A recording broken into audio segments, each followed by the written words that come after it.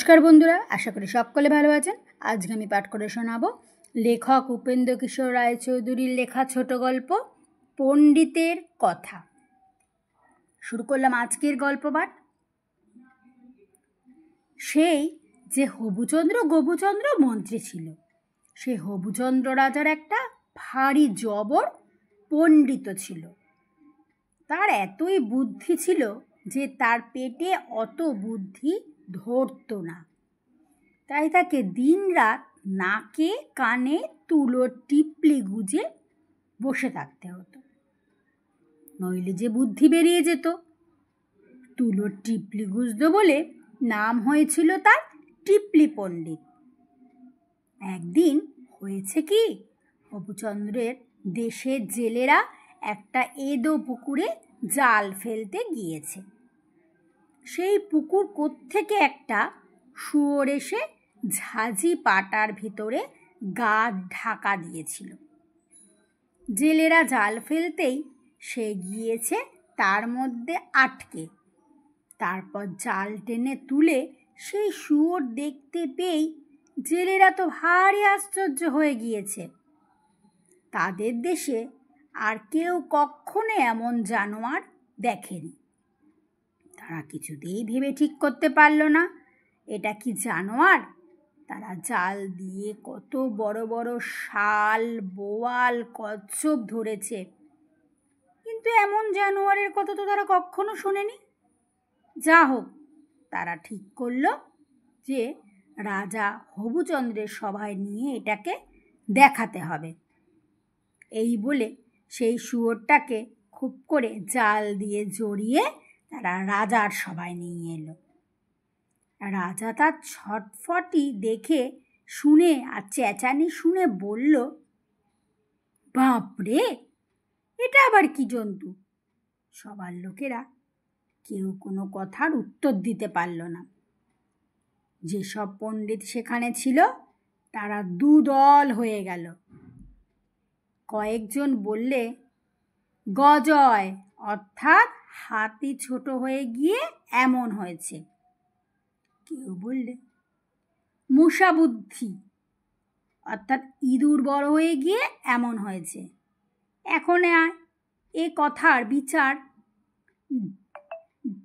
ঢিপাই ছাড়া আর কে করবে? কাজেই রাজা তাকে ডেকে পাঠালো। ঢিবাই এসে অনেকক্ষণ ধরে শুয়োরটাকে দেখে বলল, আরে তোমরা কেউ কিচ্ছু বোঝো না, এটাকে জলে ছেড়ে দাও। যদি ডুবে যায় এটা মাছ, যদি উড়ে পালায় তবে পানকৌড়ি, আর যদি সাঁতরে ডাঙায় ওঠে তাহলে কচ্ছপ, না হয় কুমির।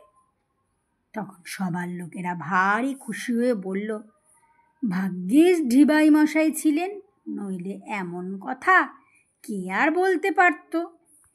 আমরা ছেলেবেলায় এই ঢিবাই এর গল্প শুনতাম। এইরূপ একটা পণ্ডিত বা পাড়াগে বুদ্ধিমানের গল্প অনেক দেশেই আছে। তার দু একটা নমুনা শোনো। ঢিবাইয়ের যে ছেলে, সেও বড় হয়ে তার বাপের মতন পণ্ডিত হয়েছিল। তার গ্রামের লোকেরা একটা কিছু জানতে হলে তার কাছে আসতো। এর মধ্যে একদিন রাতে তাদের গ্রামের ভিতর দিয়ে একটা হাতি গিয়েছে। ভাবনা হলো, না জানি এসব কিসের দাগ, আর না জানি তাতে কি হবে। তারা এর কিছুই বুঝতে না পেরে শেষে ঢিবাইয়ের ছেলেকে নিয়ে এলো। সে এসে অনেক ভালোভাবে ভেবে বলল, বুঝেছি, রাত্রে চোর এসে উগলি নিয়ে গেছে। সে বেটা বারবার বসেছিল, তাতে উগলির তলায় দাগ পড়েছে। কাশীর ওদিকে যেমন একটা পণ্ডিতের গল্প আছে, সেই পণ্ডিতের নাম ছিল লাল ঝুজগর। সে এমনি হাতির পায়ের দাগ দেখে বলেছিল, লাল ঝুজকর সব সমঝো আউন না সমঝো কই, চার পয়ের মেয়ে চক্কর বাঁধকে হন্না কুদে হই।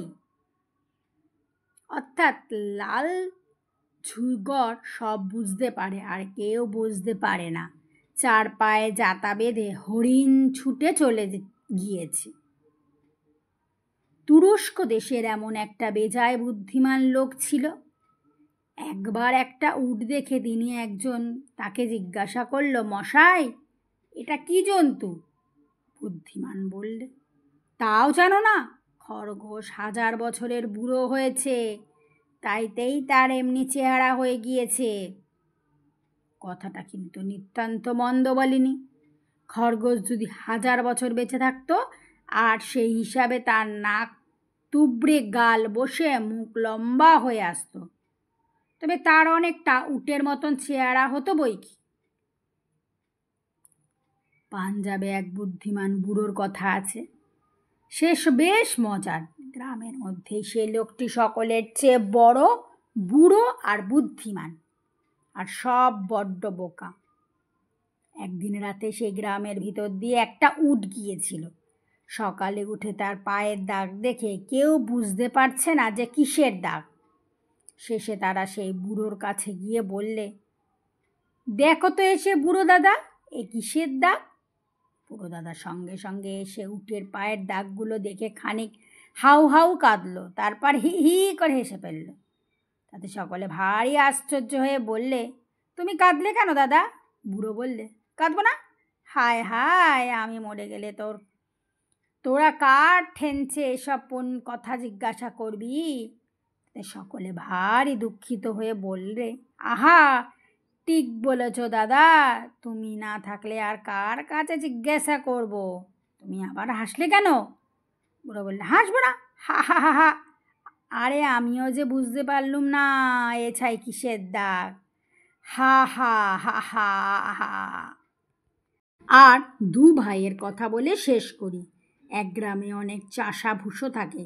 তাদের সকলের কিছু কিছু টাকা কড়ি আছে, কিন্তু তাদের কেউ কখনো লেখাপড়া শেখেনি, সেজন্য তারা বড়ই দুঃখিত। একদিন তারা সবাই মিলে যুক্তি করল, চল আমরা দুটি ছেলেকে শহরে পাঠিয়ে লেখাপড়া শিখিয়ে আনি। আমাদের গ্রামে একটাও পণ্ডিত নেই, কেমন কেমন কথা। এই বলে তাদের গ্রামের মোড়লের 2 ছেলেকে শহরে পাঠিয়ে দিল। তাদের বলে দিল, তোরা বিদ্যে শিখে পণ্ডিত হয়ে আসবি। তারা 2 ভাই শহরে চলেছে। পথে পাশে যা কিছু দেখেছে কোনটারই খবর নিতে ছাড়ছে না। এক জায়গায় গাছতলায় একটা হাতি বাঁধা ছিল। তাকে দেখে তারা ভারী আশ্চর্য হয়ে পথের লোককে জিজ্ঞাসা করল, এটা কি ভাই? তারা বলল, এটা হাতি। তা শুনে ভাই খুব খুশি হয়ে বলল, বাহ, এরই মধ্যে এক বিদ্যা শিখে ফেললুম, হাতি হাতি হাতি। তারপর শহরের কাছে এসে মন্দির দেখতে পেয়ে তারা একজনকে জিজ্ঞাসা করল, এটা কি ভাই? সে বলল, এটা মন্দির। তাতে 2 ভাই বলল, মন্দির মন্দির মন্দির, বাহ, আরেক বিদ্যে শেখা হলো। তারা বলতে বলতে বাজারের ভিতর দিয়ে চলে এসেছে। বাজারে মাছ, তরকারি, ডাল সবই আছে, সবই চেনে, খালি আলু আর কখনো দেখেনি।